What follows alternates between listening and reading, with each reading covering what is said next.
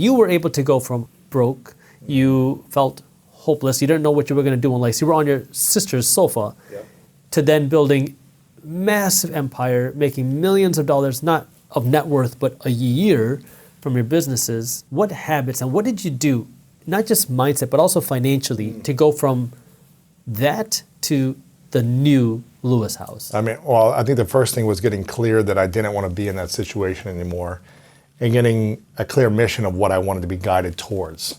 And originally I was driven to be successful, and I achieved success.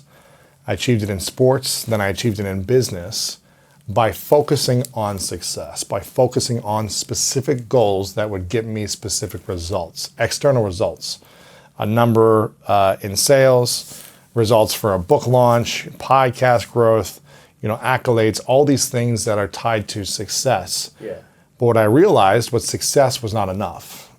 It wasn't enough to make me actually feel fulfilled, feel peaceful, feel harmonious inside of myself. So the more I actually accomplished, the angrier and scared I got. Is this before you were broke? This was when I was broke. Okay. This was when I was broke. I started to get into the business world and accomplish success, but it wasn't giving me everything I wanted. Okay.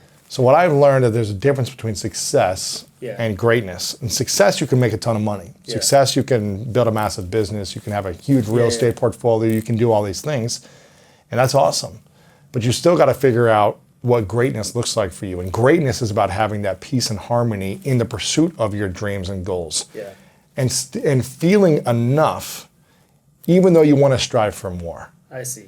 And so I was accomplishing success and not feeling fulfillment. I was making money because I was clear on goals, but it was to fill a hole, not because I was feeling good about myself, because I wasn't feeling good about myself. And that drive got me financial success and results, but it still didn't fix the problem inside of me. So I had to switch from success mindset to greatness mindset so that I could accomplish all the things I wanted in business and things like that, and still feel good about myself.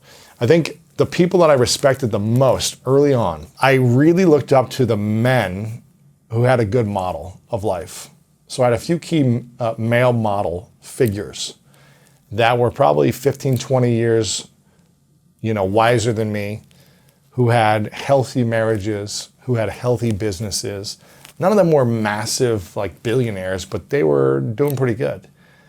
And they had mastered fulfillment in the art of making money as well.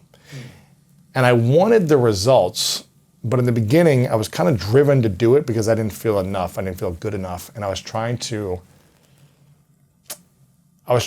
fit in and belong in society based on getting certain results financially. And it wasn't until I made a lot of money and I realized, why do I still not feel good? I've got the money now. I've got opportunities to buy things, but why don't I still feel good about myself? It wasn't until I switched it from a selfish success mindset into greatness fulfillment mindset. That's when everything started to shift about 10 years ago, where I started to build my business in a different way that was in service to others as well as supporting my goals and my dreams. That's when the money started to feel differently. That's when I had a different emotional connection to money, a different relationship with money. It became more abundant for me as opposed to scarce. I became less triggered around money when I started to learn some of these lessons and implement them through years of mistakes. And I know you talk about this in your new book, The Greatness Mindset, which I read on the way here.